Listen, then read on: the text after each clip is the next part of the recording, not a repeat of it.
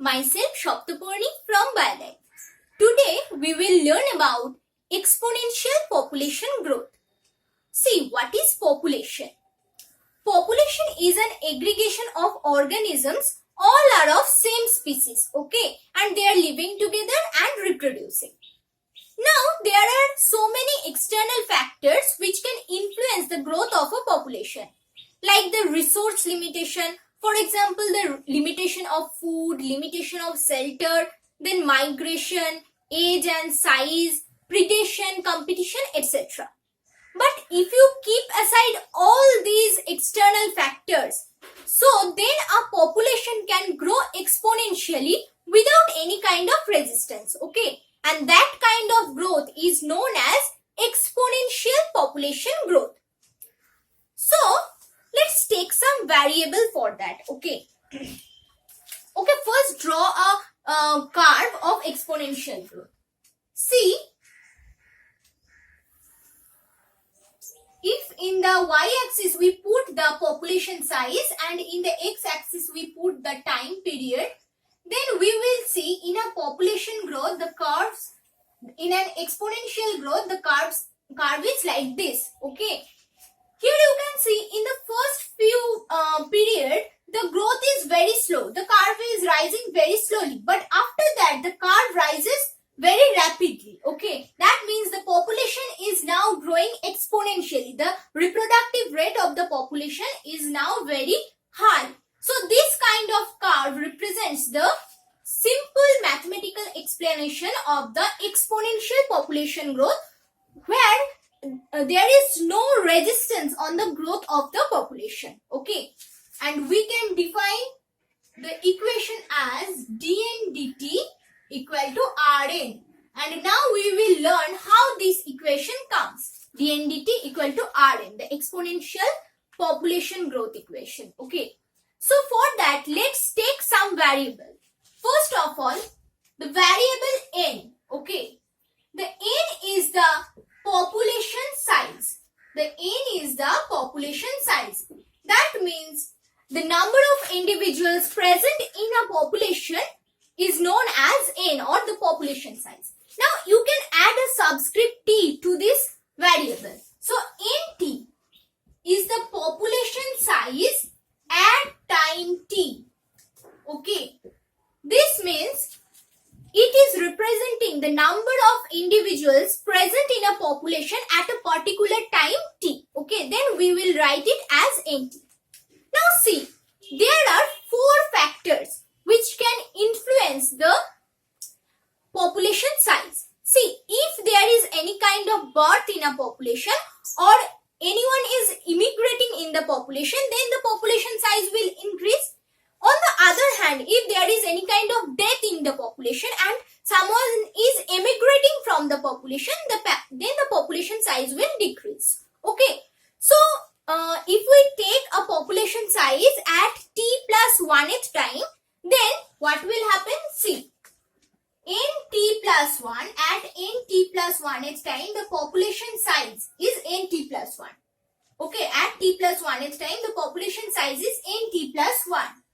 Which is equal to the population size at t time, okay, plus the number of birth minus the number of death plus the number of immigrant minus the number of immigrants, okay. So here you can see the population size at a time t plus 1 representing the population size at time t plus the difference between number of birth and death at that time interval plus the difference between the number of immigrants and emigrants at that time interval. Now, in case of a closed population, as we have already told that in our population, there is no kind of restriction and no kind of external forces are present, okay. So, in that kind of condition, there will be no migration. That means our population is a closed type of population, okay. So our population is a closed type of population. So in a closed type of population, there is no migration. That means we can omit I and E from here. So in that case, we can modify this equation as nt plus 1 equal to nt plus only b minus d. Now, if we subtract nt plus 1, nt from nt plus 1, we can get nt plus 1 minus nt equal to b plus b minus d. That is, we can write it as delta n equal to b minus d. Here the delta n is representing the change in population size, which is equal to the change in number of birth and death. Okay, difference between the number of birth and death. Now see, if we take another assumption that our population is growing continuously, that means the time step we are taking in this equation, the t plus 1 time and the th time. Okay, this time step is very small. Okay, when we are assuming that our population is growing continuously. So in that case, we will find a smooth curve and we can now modify this equation into a continuous differential equation. So now we can write it as a continuous differential equation. So what will we write? Let's see. See, now we can write that delta n equal to b minus d. This is our previous equation. Now, as the population is growing continuously, that means the population is growing continuously. So, we are modifying this into a continuous differential equation. So, we can write dn dt equal to b minus d. See, here dn dt is representing the growth rate of a population. What does the growth rate means? The growth rate of a population means the change in population size, that is dn, in a very short time interval, that is dt. Okay, so the growth rate of a population equals to the difference between birth rate and death rate of that population. So here B and D are not the mere numbers of birth and death in a population. They are representing the birth rate and death rate of a population. Okay. So now see, as they are now representing birth rate and death rate of a population, see, from a very easy example, we can say that let's take two populations of a bird. Okay.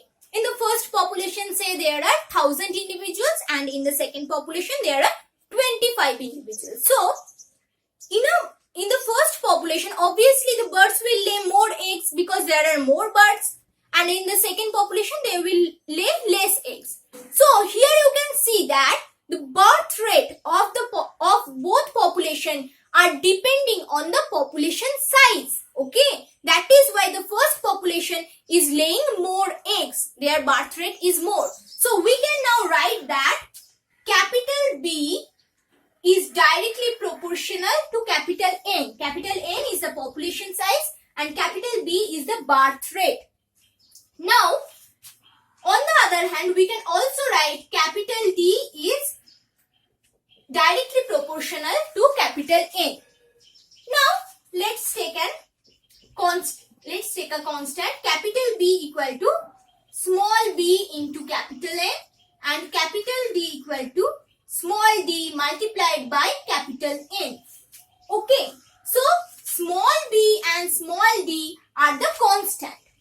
Now these constants are known as per capita birth rate. This b is per capita birth rate and small d is per capita death rate. Okay, what does that mean? That means the per capita birth rate means birth of individuals per individual at a unique time. Okay.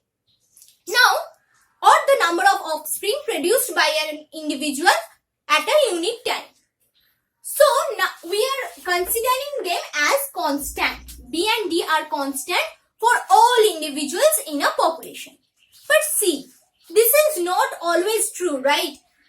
Actually, this is not true in real world because all individuals are genetically different in a population, so their birth rate, death rate cannot be same.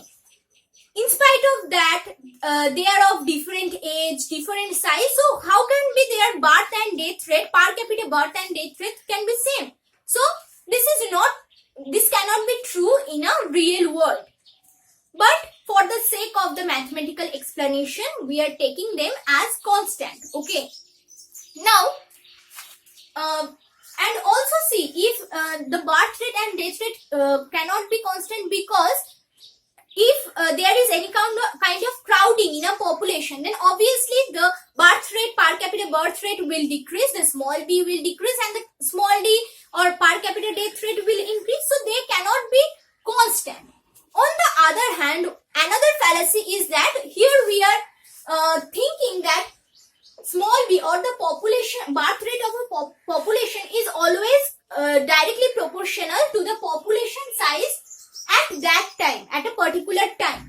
But see, in some plant species we see that seeds remain dormant for a long time, or they can be kept in a seed bank also. So when they will germinate, the growth equation is reflecting the population size of an earlier time. So there is obviously a time lag in that equation. Okay, so that is another fallacy. So now just complete this equation now. Let's number it as 1. So we can put the value of capital B and small d in this equation and can write it as small dn dt equal to small b multiplied by capital N minus small d multiplied by capital N equal to small b minus d multiplied by n. Now, as they are both constant, we can take another constant of their subtraction. Okay, let's say it is R. So, R is the new constant here. R is the instantaneous rate of increase in a population, or it is the intrinsic rate of increase. R depicts the per capita rate of increase in a population. Okay, that means the per capita increase in a population at a short time interval or at a unit time intervals. And depending on the value of this R, it depends if a population will grow exponentially or it will not grow at all, or will it extinct. Okay, so now let's see how the R is important in our equation. See, now we have got the equation dn dt equal to Rn. Okay, this is our exponential population growth equation, or the exponential growth equation.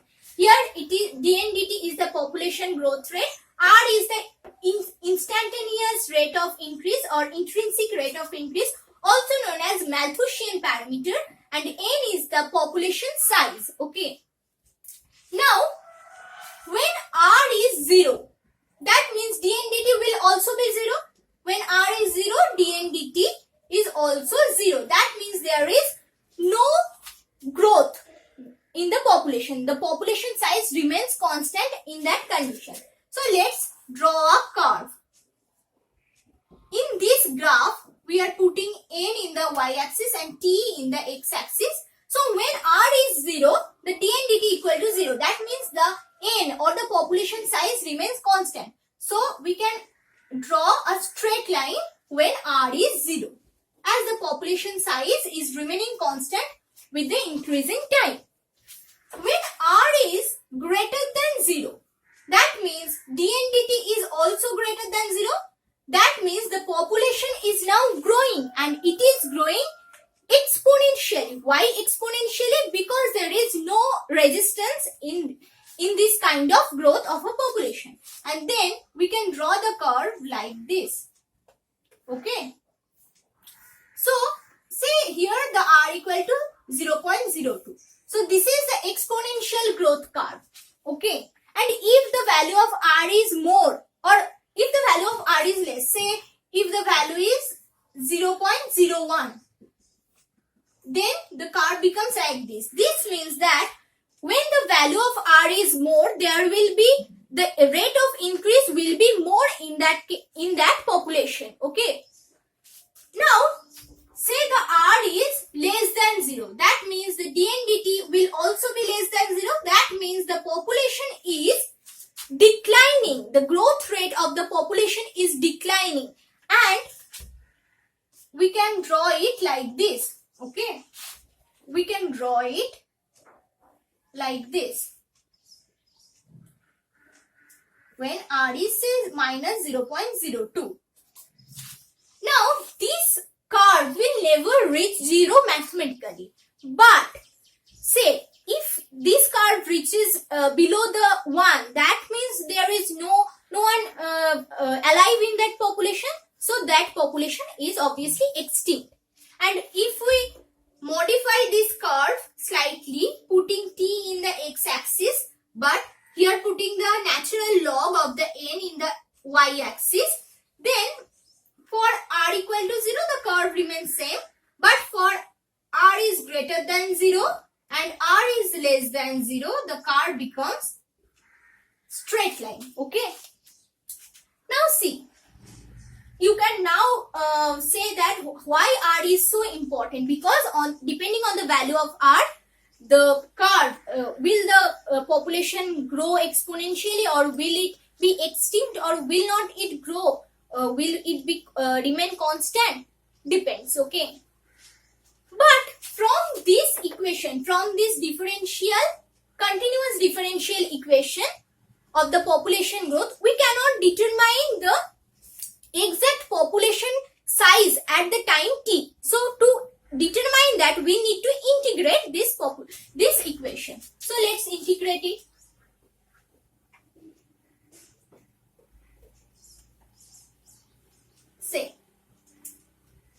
See here dNdt equal to Rn. Let's modify it. dN by n equal to R dt. And now let's integrate it with a limit 0 to t. Okay.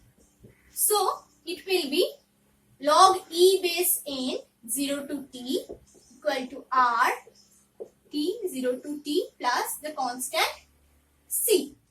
So it will be log e base n t minus log e base n naught equal to R t minus 0 plus c. So it is log e base n t by n naught equal to RT plus C. So, to find out the value of C, the constant, we know that at t equal to 0, nt would be n0. So, at that condition, obviously, log e base n naught by n naught would be R into 0 plus C. So, from this, we can say that log e base n naught by n naught means log e base 1 equal to c. So c equal to 0. Okay, the value of c is now 0. So now putting the value of c in this equation, we will find that. So now put the value of c in this equation. Okay. So here the equation will be log e base nt by n naught equal to RT plus 0. So, nt by n naught equal to e to the power RT. So, nt equal to n naught into e to the power RT. Okay. So, this is the, so, nt equal to n naught into e to the power RT. So, it is the integrated formula of this differential equation, and from this we can find the population size at time t. Okay. Now let's sum up the assumptions which we have taken in this equation. First, the population should be closed. Okay, that means there will be no migration in that population. Second, the B and D, that means the birth rate and death rate, per capita birth rate and death rate are always constant. Okay, that is never possible, because in that case we are not taking the genetic variability or the genetic variation between the individuals in account. Okay, and in that case we are also not taking the age and size in account, because depending on the age and size, obviously the per capita birth rate and death rate will differ. And we are also not taking in account the crowding or the density in that population. Okay, and another thing is that there will also a time lag, but we are not taking in that account. Okay, because we are thinking that this population birth rate or death rate will be always directly proportional to the population size at that time. But it is not always true, because I have already discussed it with the seed example of the plant seed. Okay, so we are just not taking in account the time lag also here. So, and another thing is this, last but not the least, the population is growing continuously. Okay, continuously growing population.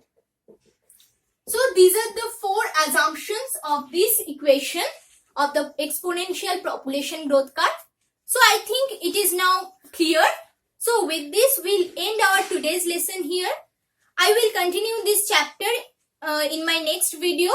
So if you like my content, if you like my teaching, please like, share and subscribe to my channel to stay updated.